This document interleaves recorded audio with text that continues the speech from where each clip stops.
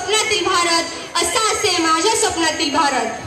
सन्माननीय व्यासपीठ आणि रसिक श्रोते, मी सिद्धी नितीन गवते, इयत्ता 9वी प, महाराष्ट्र विद्यालय खराबवाडी या प्रशालेची विद्यार्थिनी. आजच्या या वक्तृत्व स्पर्धेचा माझ्या भाषणाचा विषय आहे माझ्या स्वप्नातील उद्याचा भारत. मित्रांनो, भारत, होय मित्रांनो, माझा भारत इथल्या प्रत्येकाच्या नसानसात, रक्ताच्या प्रत्येक थेंबात थेंबात भरून गेलेला आणि प्रत्येकाच्या जगण्याचा श्वास असलेला असा माझा भारत.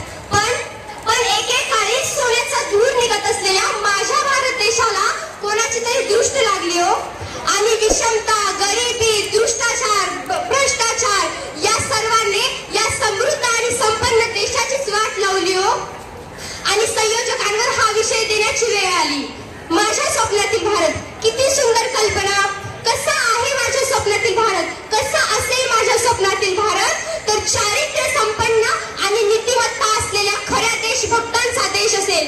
ज्या राष्ट्राचे चारित्र्य श्रेष्ठ असतो तो राष्ट्र श्रीमंत असते. ज्या राष्ट्रात सचोटी, प्रामाणिकपणा ठाई भरलेला असतो ते राष्ट्र जगात नंबर 1 असेल. अगदी असाच असेल माझ्या स्वप्नातील भारत, गुणवंतांचा, निष्ठावंतांचा आणि खऱ्या देशभक्तांचा. मित्रांनो, आज आपल्या भारत देशामध्ये, आज आपल्या या जगामध्ये आपल्या भारत देशाची काय अवस्था झाली माहितीये? सांप्रदायिकता आणि जातीय वाद असलेला देश म्हणून आपल्या अख्ख्या जगामध्ये बदनामी होत आहे हो.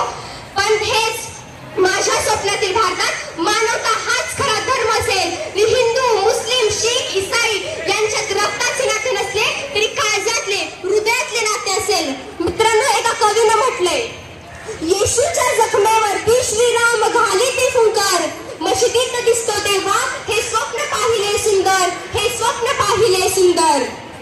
मित्रांनो, आज लाखो करोडो भारतीय धर्म, जात, पंथ हे सारं काही विसरून एकत्र सुखाने राहतील, अतिरेक्यांचे हात बुडापासून छाटतील आणि देशावर येणाऱ्या संकटांची प्राणापणाने झुंज देतील, आणि आमची एकी पाहून शत्रू राष्ट्राचेही डोळे पाणावतील, आणि आमची एकी पाहून शत्रू राष्ट्राचेही डोळे पाणावतील. अगदी असा असेल माझ्या स्वप्नातील भारत. मित्रांनो, माझ्या स्वप्नातील भारतात एकही नाजूक कळी गर्भात फुटली जाणार नाही व कोणत्याही स्त्रीकडे वाकड्या नजरे पाहण्याची व तिच्यावर अत्याचार करण्याची कोणाचीही हिंमत होणार नाही.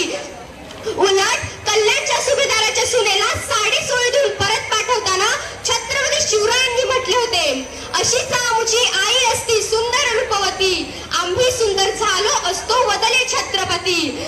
हे शब्द माझे शब्द इथल्या प्रत्येक तरुणासाठी आदर्श ठरतील आणि ते त्याप्रमाणे वागतील असे माझे स्वप्न आहे.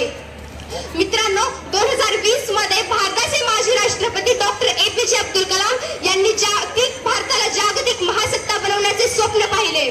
त्याच स्वप्नाचा धागा पकडून आपल्या भारत देशाने कृषी, आरोग्य, संरक्षण, उत्पादन या क्षेत्रात प्रगती करावी, जैव तंत्रज्ञानात स्वतःला सिद्ध करावं आणि नद्यांजवळ प्रकल्प राबवून दुष्काळ आणि पाणी टंचाई यापासून देशाला कायमची मुक्तता मिळवून द्यावी अशी आशा मी बाळगून आहे. मित्रांनो, माझ्या स्वप्नातील भारतात माहिती व तंत्रज्ञान असतील, दुर्दम्य इच्छाशक्ती व प्रबळ आशावाद असणाऱ्या खऱ्या देशभक्तांचा समावेश असेल. अगदी असाच असेल माझ्या स्वप्नातील भारत. मित्रांनो, माझ्या स्वप्नातील भारत घडवण्यासाठी मी तमाम भारतीय नागरिकांना एकच आवाहन करते की तुमच्या मनगटातही ताकद आहे ती सिंहालाही कवेत घेण्याची. अरे, तुमच्या मनगटातही ताकद आहे ती सिंहालाही कवेत घेण्याची. तुमच्या नजरेतही जरब आहे ती मृत्यूलाही कापवण्याची. तुमच्या नजरेतही जरब आहे ती मृत्यूलाही कापवण्याची. अरे